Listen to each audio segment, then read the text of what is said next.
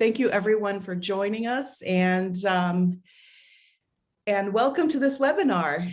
We're hosting this webinar together jointly with Suomi-Seura, and we have advisor Jenny Orfanu representing Suomi-Seura. I'm Maria Voltaine, and I'm the operations manager for Finlandia Foundation National.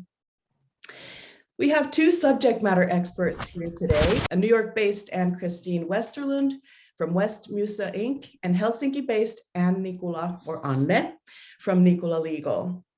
Anne and Ann-Christine will discuss various aspects of these complicated issues regarding inheritance and taxation. However, in situations where the answers are going to be very case-specific, we recommend contacting a tax advisor directly and work with them. Both ladies can be reached out to if you would like to work with them, and their information is going to be in the presentation. And the presentation will be emailed to you separately after this webinar. So let's get started. First, we will hear from Anne Nikula, CEO and founder of Nikula Legal Law Office. With more than 30 years experience in law and tax-related issues, Anne Nikula provides advice and counsel to individuals and companies with a particular focus on wealth planning and in all aspects of tax matters. As a tax attorney, Anne has assisted her clients in transactions, estate planning and administration, shareholders agreements and business contracts, etc. Before reactivating the law firm Nikula Legal in 2018, Anne was employed in the tax administration as a senior auditor specialized in corporate taxation and international tax matters, and later in the banking sector as a senior counsel specialized in wealth planning. In the 1990s, Anne provided advocacy services to entrepreneurs and individuals in general law, company and tax cases and damages. After the practical training on the bench, she was granted an honorary title, Varatuomari, MLL with judge's qualification in December 1991.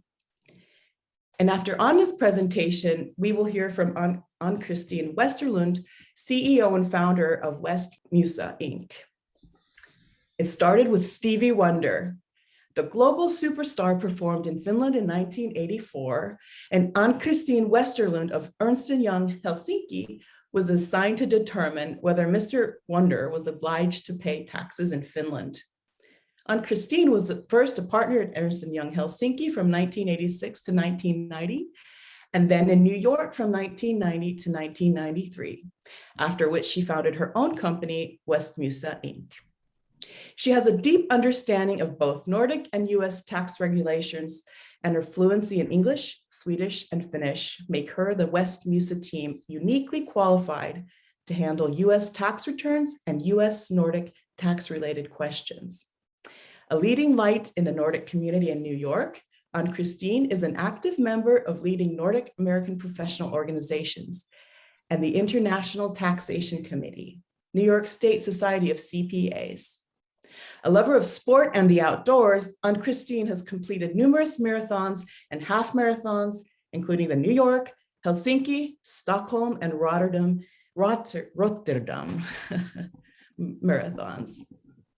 And without further ado, Anne, the floor is yours.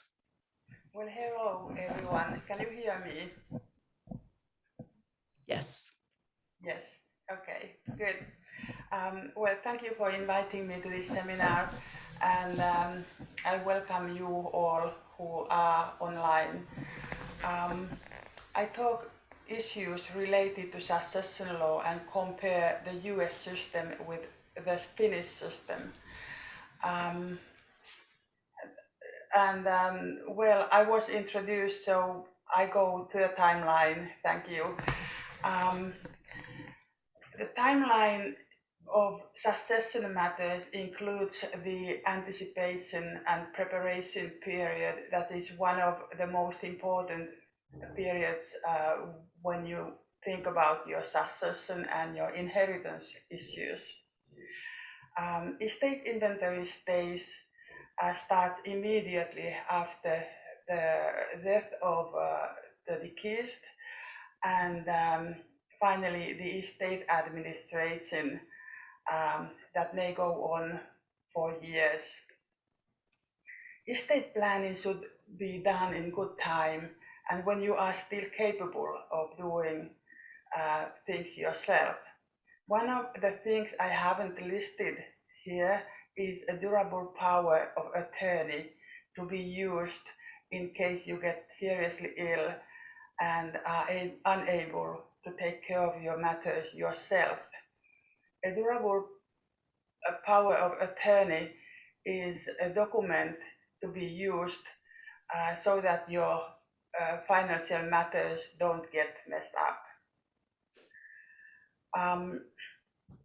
If you are living in the United States, you should consider drawing up a document including information about your family and about yourself. It's so-called genealogy. And it would be great if this document could be certified by a notary. And I will explain you later why you should do this. To make preparations is also to consider whether to make a will or whether to create a trust. So to plan and manage inheritance issues is to go forward step by step. Estate inventory days is a period that starts after the death, and it lasts about 1 month or several months, perhaps even years, if the estate is disputable. And during these days, the deed of estate inventory is constructed, and it's a very informative document about the person who has passed away and about his estate. In Finland, according to the law, the deed of estate inventory must be prepared and undersigned within 3 months after the date of death. This 3-month time limit can be extended if need be. And during this period, the assets of the deceased are frozen. The banks don't know with whom to deal, who is entitled to deal with the assets. And that's why the estate administration needs to be organized. The deed of estate inventory specifies the beneficiaries, the assets and liabilities. And during the estate inventory stage, the foundation of the estate administration is created. So a deed of estate inventory is a list of persons who are linked to the estate. In Finland, the children inherit by law, and the surviving spouse doesn't inherit or inherits only if there are no children. In Finland, family relationships are registered by the Digital and Population Data Service Agency, the former magistrate. And these official certificates are required for the estate inventory. If you are residing in the US, it's recommended that you draw up a certificate similar to these family records or genealogy, and it would be good to have it notarized. It's a proof for the banks and authorities about the inheritors by law. If the inheritor or beneficiary is residing in the US and the deed of estate is done in Finland, a certificate of life or certificate, affidavit certificate is requested to prove that the person is alive. And this document can be acquired from the Embassy of Finland or the consulate or from a local public notary. The estate inventory deed includes also other documents like the last will, the prenuptial agreement if there is one, bank statement, and so on. And it takes time to get these documents. And that's why it's recommended that everyone keeps a file where the information can be found. In Finland, it's important to ensure the persons who are entitled to inherit by law, because according to the law, every child has the right to inherit, and every child has the right to claim for a reserved portion. So a part of estate is reserved for the children, and a part of the will is null and void if the child claims for his reserved portion. The system how to validate a will is different in these two countries. In the US, there is a specific probate proceedings to determine that a will is valid. In Finland, a notice of a will is given to every inheritor by law, and the will becomes valid and enforceable after 6 months if no one disputes the will. The will can be contested and the case can be taken to the court if it can be proven that the testator was making the will under force, or if he was incapable of making a will because of his state of health. So in order to validate a will, all inheritors by law must be known. And I talk about these family records and how you should try to make some kind of certificate yourself if you are in the United States, because I am aware that in some cases a person has lived in the United States for about 20-30 years, moved back to Finland, and then passed away.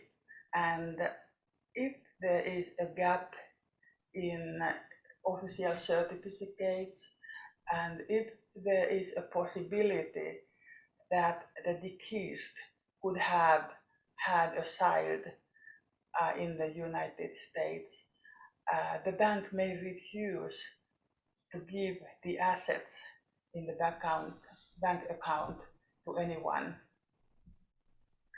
And that's why I recommend that you should have your own family records created somehow.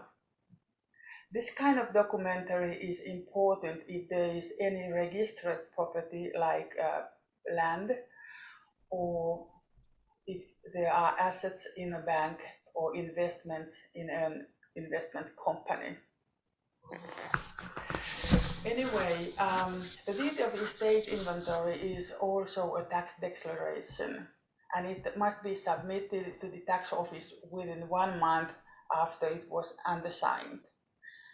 The tax office will check out the persons who are involved and also the values of the property.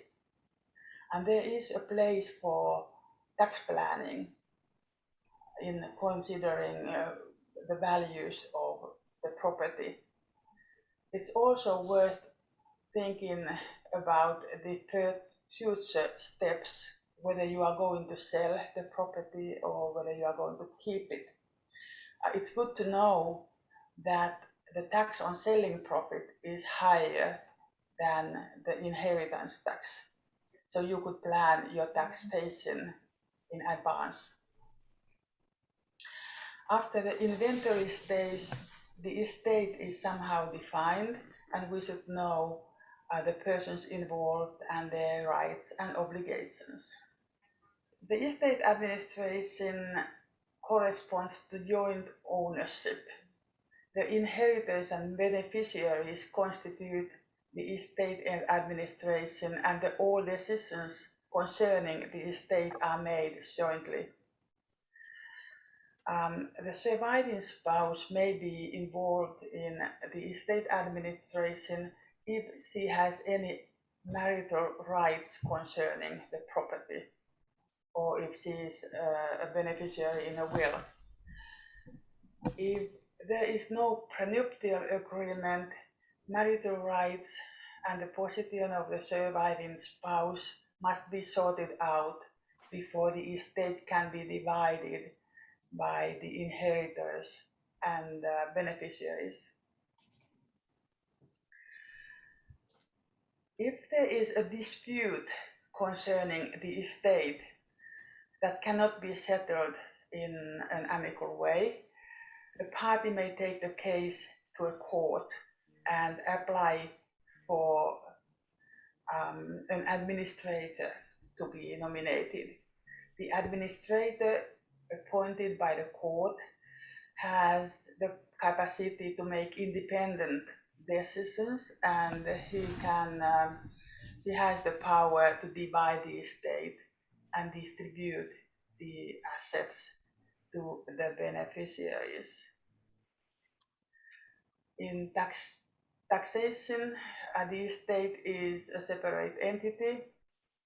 It may sell property, it may buy property, it can take loans and make investments, receive incomes, and the estate should give annual tax declarations. The estate may go on for years, and it may be divided partially, so that part of the assets are taken out of the estate and the rest remains. In case all estate property has been divided and there is nothing left, the tax authorities should be informed. Otherwise, the estate remains in the tax records, and you should get tax declaration forms year after year. Next slide, please. US trust in Finland are accepted. The assets in a living revocable trust are treated as assets of the grantor, and the grantor declares the dividends and other trust incomes as his own income in taxation. So if you are a tax resident in Finland and you have a US living trust, you declare your capital income in Finland.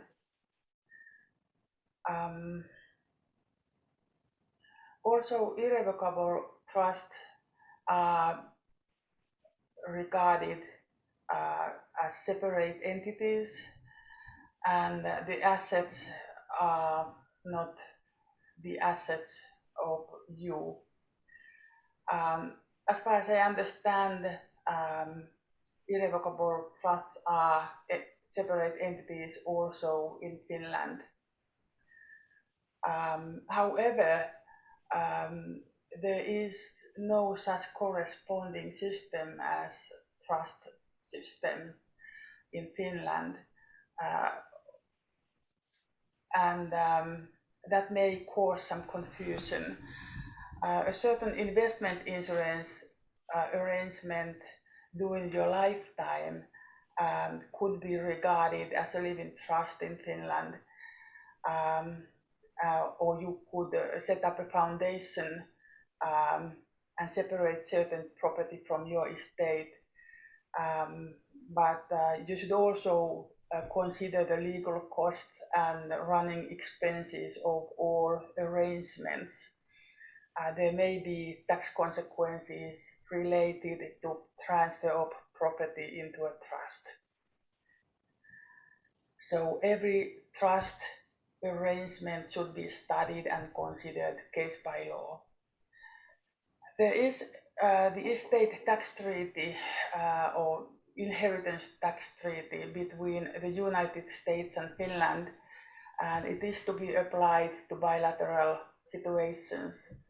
If the deceased person was a resident in the US and his estate is located in the US, there should be no inheritance tax paid in Finland. The inheritor in Finland should pay tax only on property located in Finland.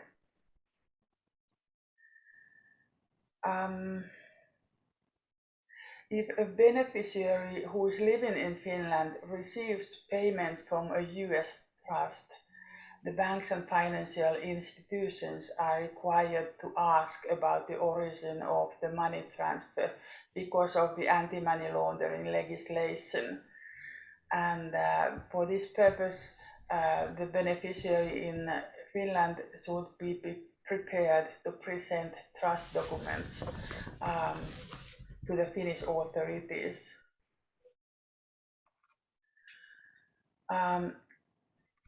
In managing cross Atlantic inheritance issues, a combination of a will and a trust might be recommended. I have learned from a couple of US lawyers that it's not recommended to include a foreign real estate into a US trust. And I can understand that because the trust administration becomes more complex if there are foreign assets and incomes from abroad that you should declare in Finland or elsewhere. So you should always consider the practical things, what is needed to administer your estate and how much it is going to cost you. And also consider the financial position of your spouse and children and grandchildren. What do they need? If you make future plans, you should take into account the inflation and the rising living costs. In Finland, a will is probably the most common way to organize one's inheritance issues. If you have dual citizenships, both US and Finnish, you can select the law to be applied to your estate after your death. So even though you have property in Finland, you can order that the succession law of Florida or California or New York is to be applied to your estate. This is a way to avoid confusion concerning the applicable law and also whether the child has the right to claim for his reserved portion or not. In Finland, according to the law, the surviving spouse has the right to live and stay in the house or apartment that has been the home of the spouses. In a will, you can make more flexible arrangements than what the law offers. And you could do some estate planning to keep separated the ownership right and the right to use the property is to keep the inheritance tax lower. The usufruct may reduce the value of property for about 20 to 50%, depending on certain factors. The usufruct is also used as reins to hold the property in one's hands in order to hinder the younger generation from selling the property or wasting it. A will concerning the property in Finland can be made in the United States. It's important that you ensure that your will is enforceable document, that it's a reliable document. And that's why it's advised that it should be notarized. A US will is recognized in Finland, and you have to present the original will if you claim your rights. And that's why many lawyers recommend that you should have two separate testaments, one for the United States and one for Finland. If you make two separate wills, it's important to note that the wills amend one another, because according to the law, the last will nullifies the previous ones. In the US, there is probate to determine that a will is valid. In Finland, a notice of a will must be given to every inheritor. For practical reasons, it's important to be able to prove by documents who are the surviving spouse and who are the inheritors by law. Okay, let's go to the next slide. The estate tax agreement between the United States and Finland is to be applied to US-Finnish inheritance situations. And when a beneficiary resides in Finland and inherits something from the US, he should declare the inherited property to the Finnish tax authorities. However, Finland has no right to levy inheritance tax if the deceased person was a resident in the United States and the property is located in the United States. So Finland shall levy tax only on property in Finland. When a beneficiary resides in the US and the estate is in Finland, the deed of estate inventory is submitted to the Finnish tax authorities, and the inheritance tax should be paid on property in Finland. The international inheritance tax issues have been difficult to deal with in the past. The tax treaty was made in 1952, and the local authorities often tend to apply the local laws. The international tax treaties require special knowledge, and the tax practice in Finland has developed through the case law.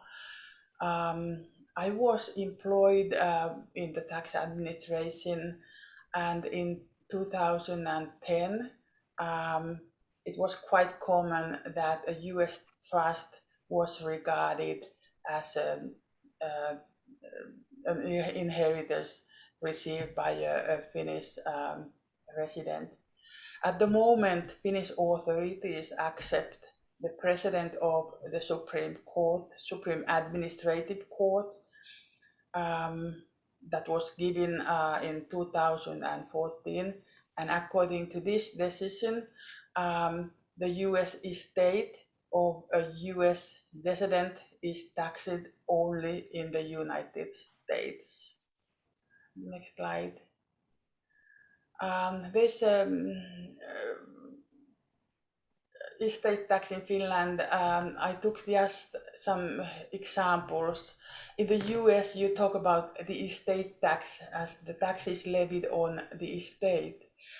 In Finland, we talk about inheritance tax. The person who inherits is liable to pay a tax.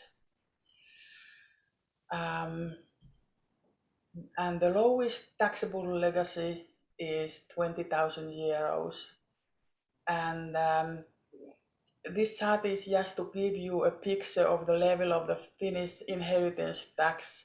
I'm not going to go through it in details, but this PowerPoint is available to you if you ask for it. The surviving spouse receives a tax deduction of 90,000 euros, and the legacy below 20,000 euro is not taxed at all. So if the surviving spouse inherits 110,000 euros, the tax would be 100 euros. So I end my presentation here, and thank you for your interest, and I let Ann-Christine to continue. Hello, everybody. I'm going to talk mostly about US taxes because that's what I'm doing. And first about the inheritance tax in the US. So the biggest difference between the US and Finnish tax, estate tax, is that in the US, the estate is subject to tax, and in Finland, the inheritors are subject to tax. So the tax in the US, the estate tax is paid from the estate itself, but in the Finland, it depends on how close you are related to the person who passed away, and it's a different percentage according to that. And as we already heard, there is a estate tax treaty between Finland and the US from 1952, and it only applies to estate tax, not to gift tax. And in the US, the US citizen and US persons domiciled in the US are subject to the US estate tax and gift tax. And there is, as you know, a huge exemption amount, 11.7 million for 2021. And it's only if you have more than that in your estate that you pay taxes, which is starting from 18% to 40%. The rate is progressive. And this is 11.7 is most likely going down now. According to Biden's suggestion, it would be something like 5 million, but still quite a lot. So, and the domicile concept is only something what you use for for estate in the US. Otherwise, you talk for income tax about resident. So it's a different definition of what is domiciled and what is like resident. You are like domiciled usually if you have green card, and then if you live permanently in the US and your children are there, and everything is mostly located for you in the US, and you don't have any purpose to move back to Finland or any other place. So then you are considered domiciled in the US, and it means that you are subject to US estate tax on your worldwide assets at the same way as for US citizens. So there is a test for that, and for the resident, if you have income tax, then it depends on the days, but here it doesn't depend for the domicile about the days. It's just how close related or how you that you really live in the US and no plans to move from there. That's the domicile concept. And then for non-US people not living who are not domiciled in the US, so they are subject to US estate tax on certain assets, and the tax rate is again like from 18 to 40%, but there is a 60,000 exemption only compared to 11.7 million if you are US citizen and US domiciled. Then the next slide, please. And then in the US, there is an unlimited marital deduction, which means that assets left to surviving spouse are not subject to federal estate tax, no matter how much they are worth. The surviving spouse has to be a US citizen. So then you don't pay any taxes if you get it from the spouse who passed away. It's unlimited, this marital deduction. If the spouse is not a US citizen, for example, has a green card, then this marital deductions is not allowed. So that's very important to know, that if the spouse has a green card or a visa or something, you cannot get this unlimited marital deduction. But then there is a way to set up, you can defer the US tax for assets passing to non-US citizen spouse if the US property passes through a qualified domestic trust. So you should set, in that case, you should set up a qualified domestic trust. And this way you don't have to pay taxes when your spouse passed away. Then I want to talk about what happened if you get inheritance from Finland and you live in the US. In this case, the inheritance is only taxed in the US, only in Finland, and it's not taxable in the US. But it has to be reported in the US. That's very important. It has to be, if it's more than 100,000, and it can be like totally 100,000. It can be both real estate, it can be shares, it can be bank accounts. But if it's more than 100,000, you have to report it on a form called 3520, and it's reported at the same time as you file the 1040 tax return. So it's like an attachment to that tax return. And what you have on this form, you have to report, like say the date when the person passed away, and each assets which is more than $5,000, you have to specify that it's like money, or if it's a real estate and where it's located, you have to make a list of that, and then also what the fair market value is at the time you received it from the estate. So and the thing is that if you don't do this report, there is very high, it's an information report, but it's a very high penalty. It's like $10,000, or it can be more depending on the value of what you receive. So it's very important to do it, not to pay these penalties. Next slide. And then the other way around, that you get inheritance from the US when living in Finland. So there is, for example, a non-US citizen, non-US, not domiciled in the US, passed away in Finland and has US assets located in the US. So then you have to file the tax reform, this 706 NA in the US, and for what you have there, for example, usually it can be investments and so, and you have to, if it's more than $60,000, the value of it, you have to report it, and it has to be done 9 months after the date of the death, and and you can ask for an extension for 6 more months, and what you have on the tax return, this 706, you have to report both the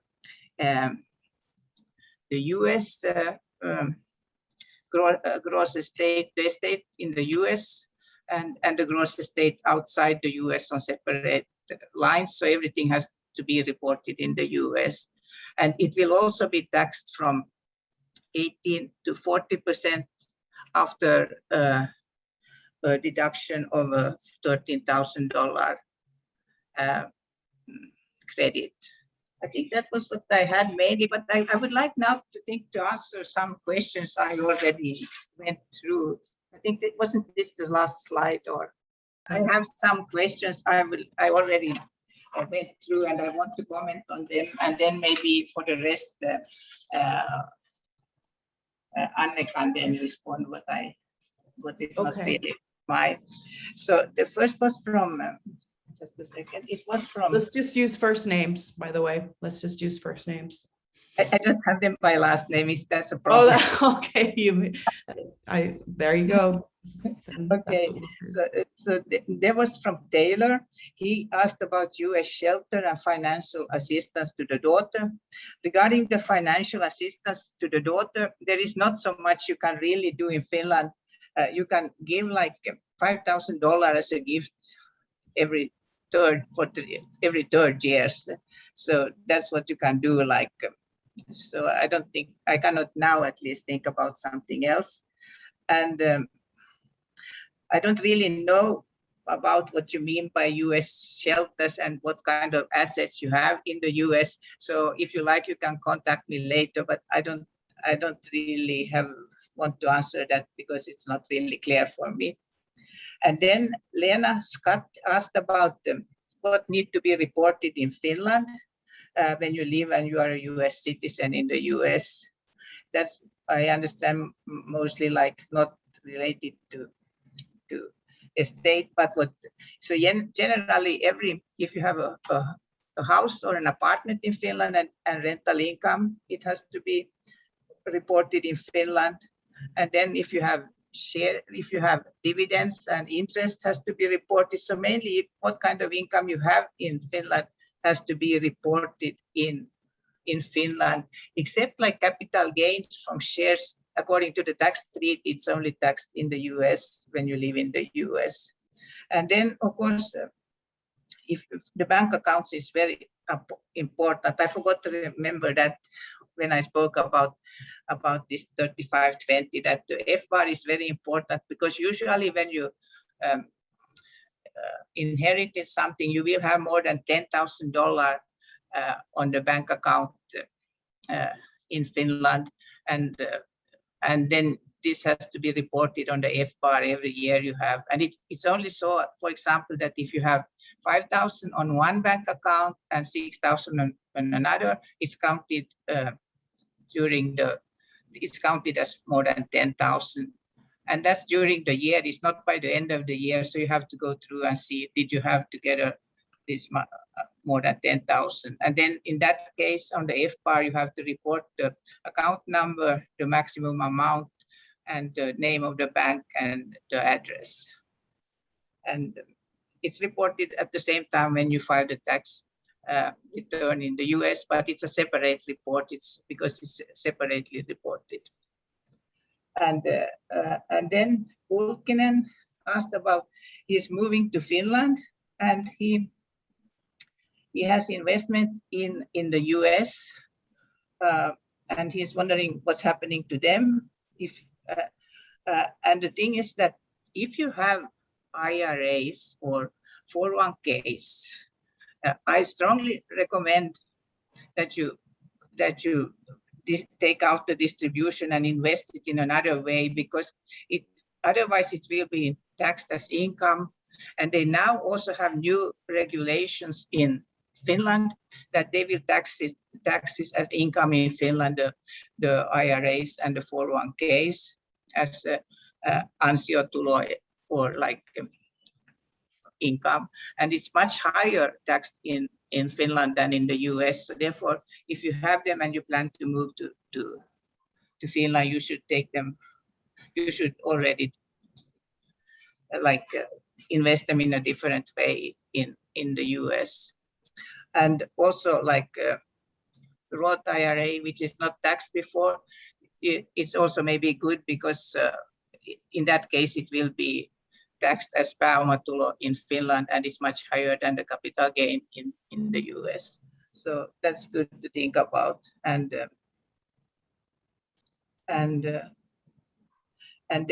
the same applies to Bauder or Border, also asked about how to transfer finances. So it depends what kind of finances you have. I mean, if it's just money, you can transfer them without any problem. Just you transfer them to Finland. But if also you have to remember that when you live in Finland, you cannot anymore actively trade with a US broker because of this money laundering regulations. And so you should check with the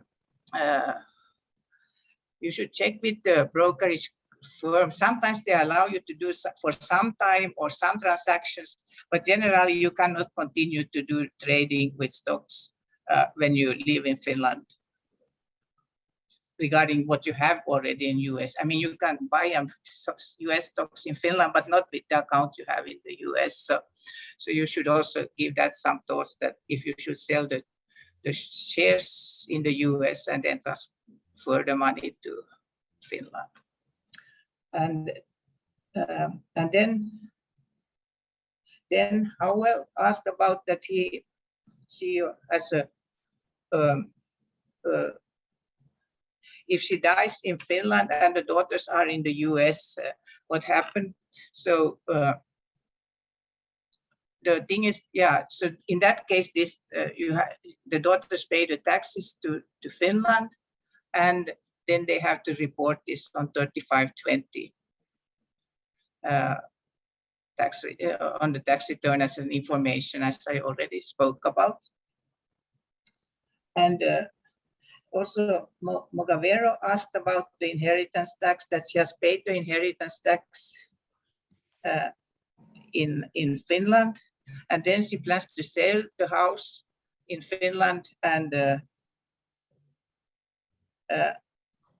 she doesn't. Of course, she doesn't pay any U.S. inheritance tax in this case, but she has, again, it has to be reported on 3520. But if she sell the house it depends then on the value of what it has on the estate in Finland and how much she gets when she sells it. If there is like a capital gain, then she has to pay taxes on that in Finland. And it also has to be reported in the US, and she has to pay taxes also in the US, but she will get tax credit what she has paid in Finland in the US. And in many times the taxes are higher in Finland, so you don't really pay any more taxes in the US. So, and then Aaltonen asked about they are moving to Finland, and they have a sole LLC, which is taxed on 1040. And how it will be taxed? It will be taxed in Finland because then you will be a resident in Finland. It's not anymore taxed in the US, and it's taxed in Finland. But you have to remember then that in Finland, you cannot file joint tax return. It's separate tax returns. So I don't know if you share this LLC or if it's only for one person, but it's taxed in Finland and you are taxed separately.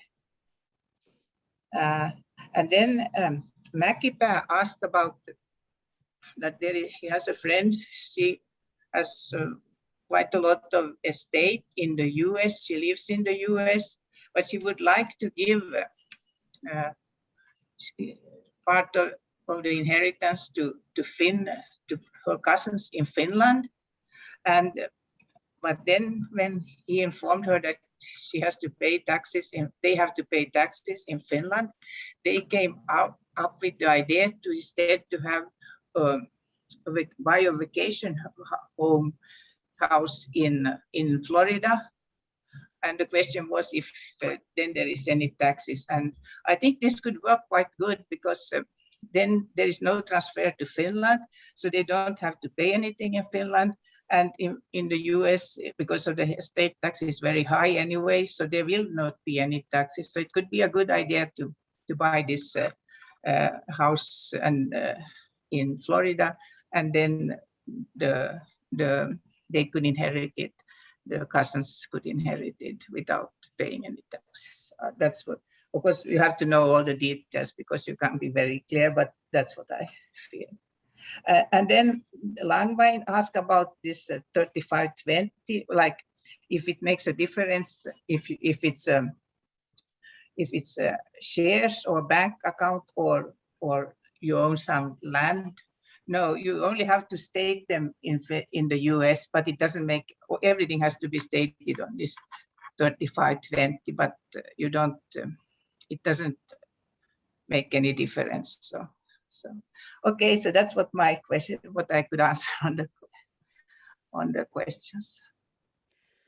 Wonderful. That's been so helpful. I learned a bunch of things myself. I had no idea. So this has been very, very informative. And we have a wealth of questions. This is why we have these experts here to share, but also really for a particular situation, it's important to go to somebody who is an expert in whatever field, because there's several different aspects of, there's the real estate, there's the stocks, and there's the all sort in cash and what to do with the different amounts and all those kinds of things. So this is a very, very complicated matter. So thank you, Ann-Christine and Anne, and also Jenny from Suomi-Seura. Thank you so much also for answering a lot of those questions in the chat. We will be sending this presentation to everyone and uploading this to YouTube, so you can refresh if you'd like. And please do reach out if you have further questions. And I wish you much success with your estate planning. Thank you very much, Maria, for hosting the evening, and thank you for the experts from me as well, Anne and Anne-Marie, and thank you for all the participations taking part. Please reach out. You're welcome to visit our websites and follow us, both Finlandia Foundation and Suomi-Seura, on our social media and on our websites, and contact us by email or telephone. Absolutely, we'd love to hear from you. So with that, I'm going to say goodbye for now and see you in our next webinar. Thank you for all, and good night, and have a nice day. Yes. Thank you.